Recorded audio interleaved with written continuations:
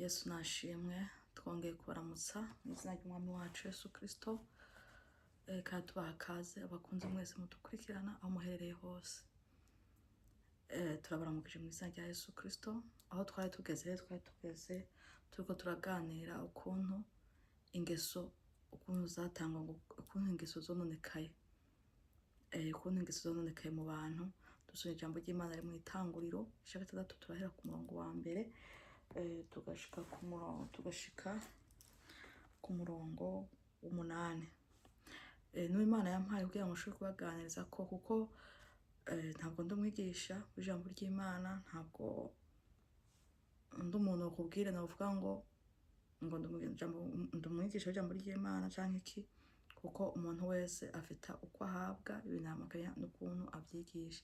Rero iri jambo narihawe bivanye n'ivyo Imana yampaye kugira ngo nshobore kubashikiriza ijambo irimpishuriramwo, iraringanirizaho, rimbwiye uko nkwiye kuriganiriza bivanye n'ivyo Imana yampaye, kuko harimwo abandi bashobora kuza bakabigisha uku, kuko sindi hano ngo mbe muri competition, ariko ndi hano kugira ngo nshobore kubashikiriza ubutumwa Imana yampaye kugira ngo nshobore kuganiriza abantu bayo, kugira ngo bashobore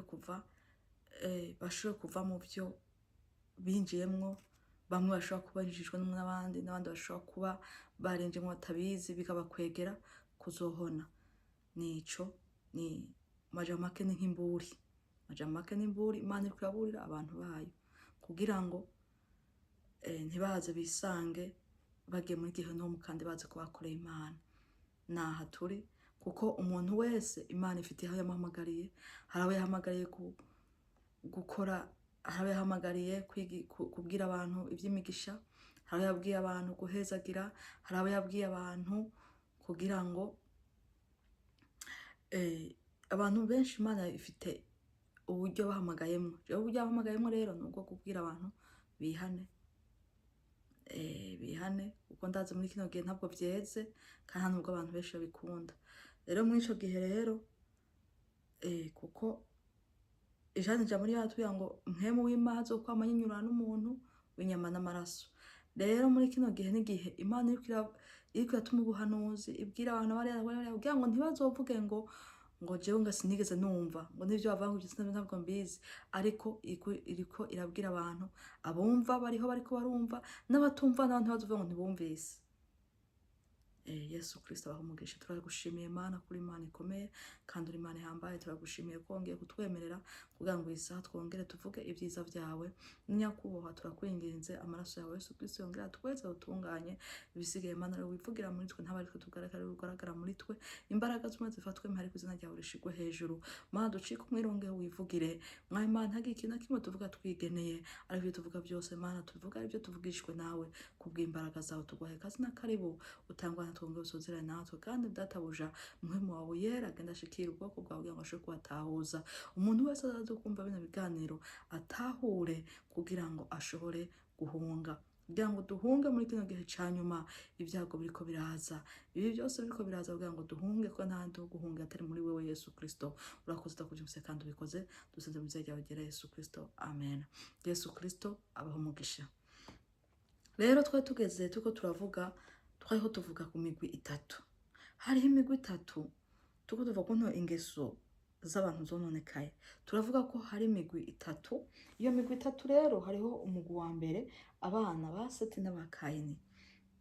Umugwi wa kabiri bavuga ku miryango iri yakuriye mu gutekera. Iyindi miryango iravuga, uwundi mugwi uravuga ku badayimoni biyambika imibiri y'abantu katari abantu. Nibo muri kino gihe rero bariko barakora. Rero iki gihe abo bose rero baragiye barateraterana kugira ngo baze kugwanya umuntu umwe wenyene. Umuntu umwe we nta wundi, ni umuntu umwe wenyene yitwa umukristo, ariwe umwana w'Imana. Uyu munsi niwe ariko aragwanywa. Uwo rero n'uyuhe nawe? Uwo ni wa wundi Imana yitoranije ikamukura hahandi muri ya migwi itatu. Cane cane rero muri wa mugwi wa mbere, umugwi wa mbere n'uyuhe? Ni wa mugwi w'abana ba Seti. Uwo mugwi w'abana ba Seti rero bashobora kuba barahuye bagahura n'abana ba Kayini ndetse bakabana. Bamaze kubana rero hariho rero ingeso zaciye zihura, ingeso ziravangana ziba zimwe, ariko ugasanga harimo bamwe rero Imana yitoranirije ikabazana ikabaha agakiza. Abo bari baje bahaye agakiza harimo abaje gukizwa. Yesu ntashimwe. Baraza bafite umutima wo gukizwa, baje gukorera Imana by'ukuri, bafite umutima wo gukizwa, bafite umutima wo guhinduka za ngeso banduriye mu zo kwa Kayini, za ngeso banduye. Abo rero nibo ubu muri kino gihe bariko baragwanywa. N'umuntu yakijijwe neza akaza akagera mu kirenge mu ca Yesu, agakizwa neza, akagwanya kameremere. Wa muntu uyu munsi ariko avuga ati jewe uko biri kose ndiko mpambana kugira ngo nze mpabwe ubugingo budashira. Uyu munsi rero niwe Satani ariko aragwanya akoresheje iyo migwi itatu. Imigwi itatu rero nubwo ndabivuga ni umugwi w'abo kwa Kayini n'umugwi wo mu miryango. Rero mu miryango y'abo kwa Kayini ni bamwe bacaja mu bya miryango imwe, bageze mu miryango yo guterekera, ariko baca bigumamwo.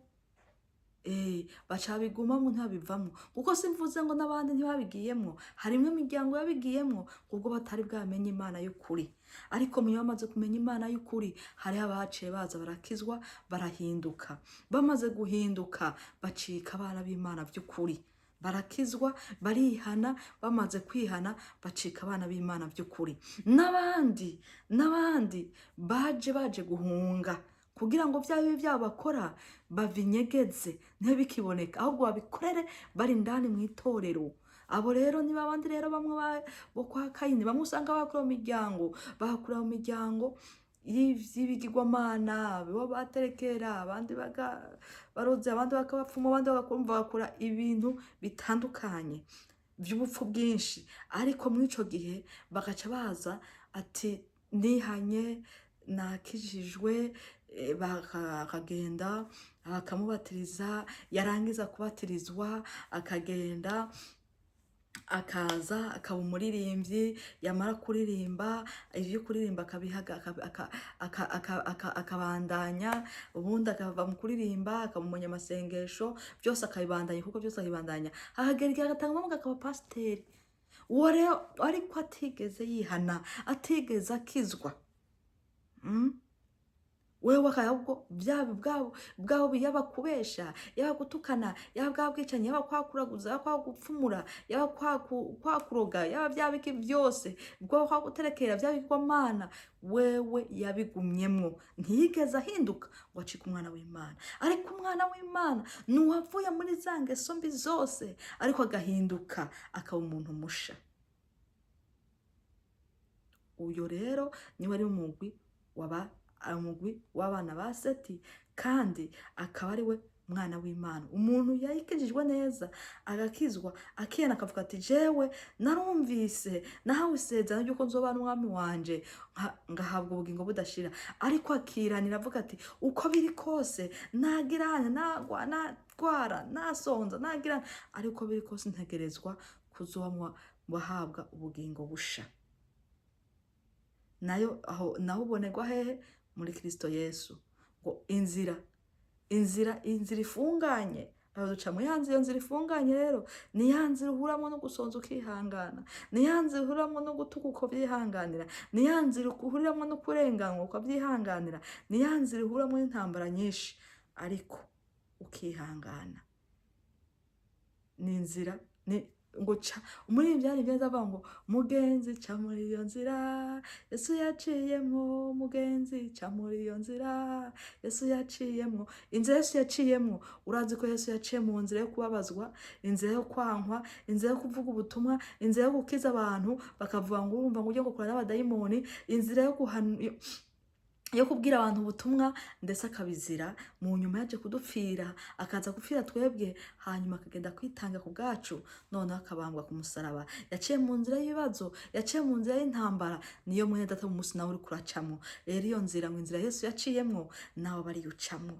Rero mwene data yatubwira ko turavuga ngo ukundi ingeso mu isi zononekaye n'igihe abantu umukristo yakijijwe neza akamenya Imana, ariko mu nyuma akagenda agahura na wa mugwi wo kwa Kayini, wa mugwi wa muryango, ariko ni ntaco kumva n'umuryango umwe, kuko turavuga yuko hariho n'umugwi w'abamarayika bakorokana na Satani, baje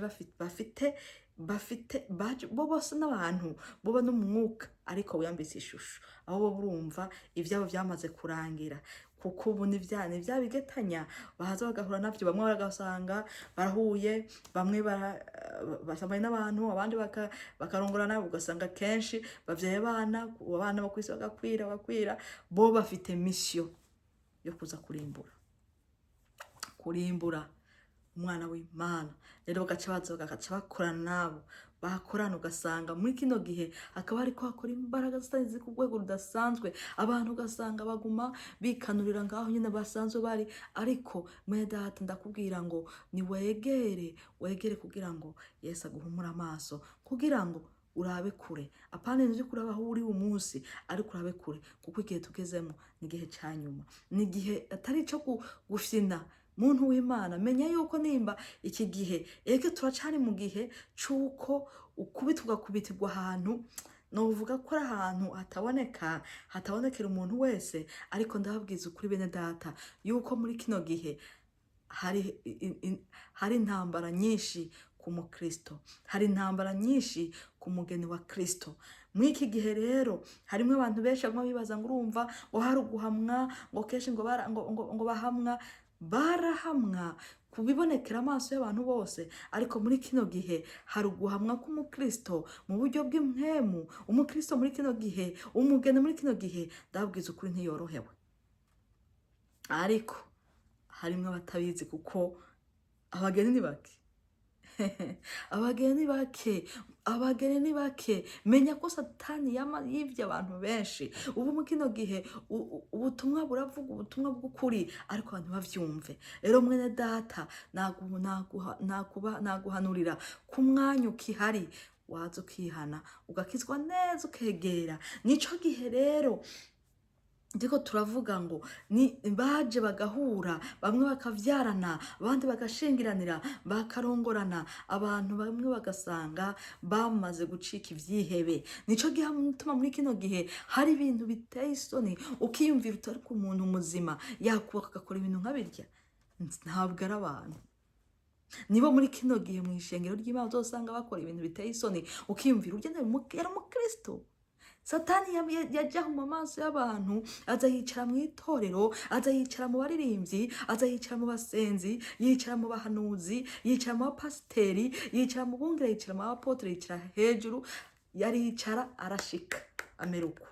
Bibaza ngo bari kumwe n'abantu, ariko atari kumwe n'abantu. Aza arabafuka amaso, abafutse amaso, abantu bashobora kubona abantu bari bo. Abantu bakaririmba n'abadayimoni bakaririmba, abantu bagasenga n'abadayimoni, abantu bakavuga ubutumwa, abadayimoni bakaja ari imbere bakavuga ubutumwa.